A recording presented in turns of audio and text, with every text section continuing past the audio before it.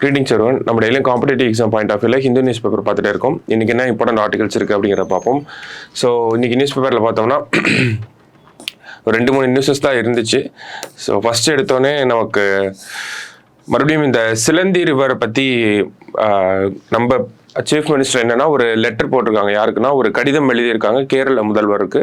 So என்ன அப்படின்னு பார்த்தோம்னா இந்த சிலந்தி ரிவர் அப்படிங்கிறது நம்ம முன்னாடியே பார்த்துருந்தோம். பேசிக் ஃபேக்ட்ஸ் எல்லாமே நம்ம பார்த்துருந்தோம். சிலந்தி ரிவரை தமிழகத்தில் வந்து தென்னாறு அப்படின்னு சொல்கிறோம். இந்த தென்னாறு அப்படிங்கிறது நமக்கு அமராவதி ஆற்றோட கலக்கக்கூடிய ஒரு நதியாக இருக்கு. ஓகேங்களா? ஸோ ட்ரிபியூட்டரி ஆஃப் அமராவதி அப்படின்னு சொல்கிறோம். Amaravathi is a tributary of Kaveri. ஓகேங்களா? ஸோ இந்த இடத்துல அதை கொஞ்சம் மென்ஷன் பண்ணியிருந்திருப்பாங்க. ஓகேவா? ஸோ என்னன்னா அந்த காவேரி நடுவர் மன்ற தீர்ப்பாயம் இருக்காங்க. So Kaveri water management committee அவங்க என்ன சொல்லியிருப்பாங்க அப்படின்னா தமிழகத்துக்கு இவ்வளவு டிஎம்சி தண்ணி தந்தா போதும் அப்படின்னு சொல்லி ஒரு செட் ஆஃப் நம்பரை வந்து நமக்கு கொடுத்துருப்பாங்க. ஸோ அந்த நம்பரை எப்படி அரைவ் பண்ணியிருப்பாங்க அப்படின்னு பார்த்தோம்னா காவேரி தமிழகத்தில் அதிக தூரங்கள் போகுது, அது ஒரு பாயிண்ட். இருந்தாலும் காவேரியோட வந்து சேரக்கூடிய ட்ரிபியூட்டரிஸையும் கால்குலேட் பண்ணியிருப்பாங்க. ஓகேங்களா? ஸோ நமக்கு அமராவதி இப்போ வந்து அமராவதியோட தண்ணி எல்லாமே காவேரிக்கு தான் வந்து சேரும். ஓகேங்களா? ஸோ அப்போ அந்த தண்ணியும் கால்குலேட் பண்ணி தான் தமிழகத்துக்கு இவ்வளோ டிஎம்சி தண்ணி கொடுங்க ஒரு 397 சம்திங் சொல்லியிருப்பாங்க. ஓகேங்களா? ஸோ அந்த வகையில் இப்போ சிலந்தி ரிவரில் ஒரு டேமை கட்டுறாங்க அப்படின்னா நமக்கு அமராவதி ரிவருக்கு வரக்கூடிய தண்ணி கம்மியாகும். ஓகேங்களா? ஸோ சிலந்தி ரிவரில் கேரள கவர்மெண்ட் வந்து ஒரு 120 feet வித்தில் 10 feet ஹைட்டில் ஒரு டேம் கட்ட போகிறாங்க. ஓகேங்களா? ஸோ அப்போ அமராவதிக்கு வரக்கூடிய தண்ணி கம்மியாகும். அமராவதிக்கு வரக்கூடிய தண்ணி கம்மியாச்சுன்னா காவேரியில் போய் சேரக்கூடிய தண்ணியும் கம்மியாகும்.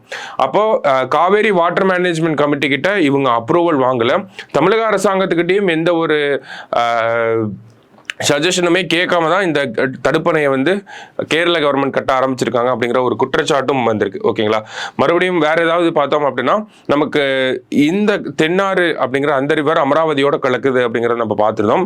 அமராவதி ரிவரை பேஸ் பண்ணியே நமக்கு கிட்டத்தட்ட ஒரு 55,000 ஹெக்டேர்ஸ் வந்து விவசாய நிலங்கள் இருக்கு. கரூர், திருப்பூர் போன்ற மாவட்டங்களுக்கெல்லாம் குடிநீர் ஆதாரமாகவும் இந்த ஒரு அமராவதி ரிவர் இருக்கனால ஸோ சிலந்தி ரிவரில் டேம் கட்டுறது தமிழகத்துக்கு ஒரு பெரும் பாதிப்பை ஏற்படுத்தும் அப்படிங்கிறத இந்த ஒரு ஆர்டிகல்ல நமக்கு கொடுத்திருந்தாங்க. ஓகேவா?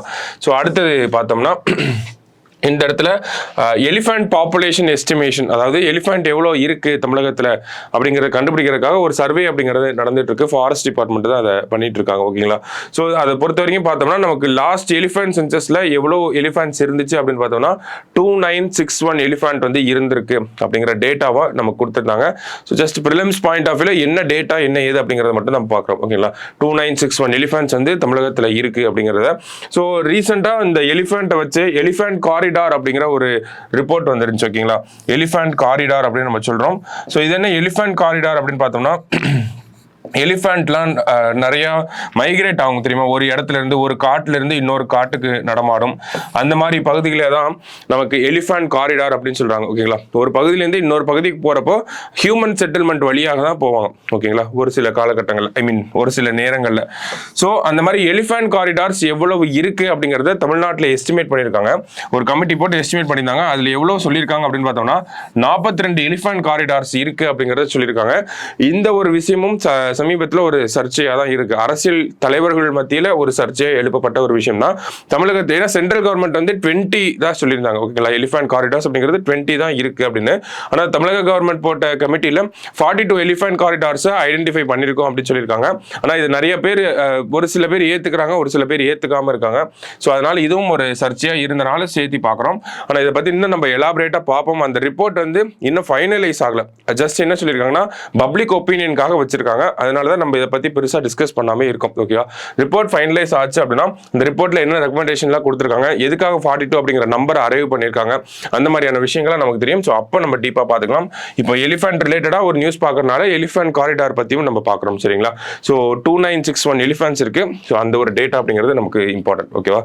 ஸோ மற்றபடி பார்த்தோம்னா வேற செய்திகள் அப்படிங்கிறது இன்னைக்கு எந்த நியூஸ் பேப்பர்லையுமே பெருசா செய்திகள் இல்லை. ஸோ லாஸ்ட்டாக பார்த்தோம்னா மவுண்ட் எவரெஸ்ட் இருக்கு இல்லையா? ஸோ இந்த மவுண்ட் எவரெஸ்ட்டை வந்து மிக இளம் வயதில் வந்து ஒருத்தவங்க ரீச் பண்ணியிருக்காங்க. So youngest person to scale mount Everest அப்படின்னு சொல்லி கொடுத்துருக்காங்க. ஸோ அந்த ஒரு செய்தி நமக்கு இம்பார்ட்டண்ட்டாக இருந்துச்சு. என்ன சொல்கிறாங்க அப்படின்னு பார்த்தோம்னா a 16-year-old girl became India's youngest and world's second youngest scale Mount Everest from the Nepal side. அதாவது நேபாள் சைட்ல இருந்து மவுண்ட் எவரெஸ்டோட உச்சிக்கு போயிருக்காங்க.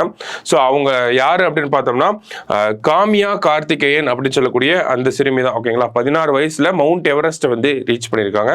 காமியா கார்த்திகேயன் அப்படிங்கிற இவங்க இந்தியாவிலே youngest person to reach the mount Everest. அந்த மவுண்ட் எவரெஸ்டோட உச்சிக்கு போன யங்கஸ்ட் பர்சனாக யார் இருக்காங்க அப்படின்னு பார்த்தோம்னா இந்த காமியா கார்த்திகேயன் அப்படிங்கிற இந்த நபர் தான் இருக்காங்க. சரிங்களா, ஸோ இது ஒரு ஜஸ்ட் டைரக்ட் கொஸ்டின், அந்த மாதிரியான டைரக்டான ஒரு நியூஸ் தான்.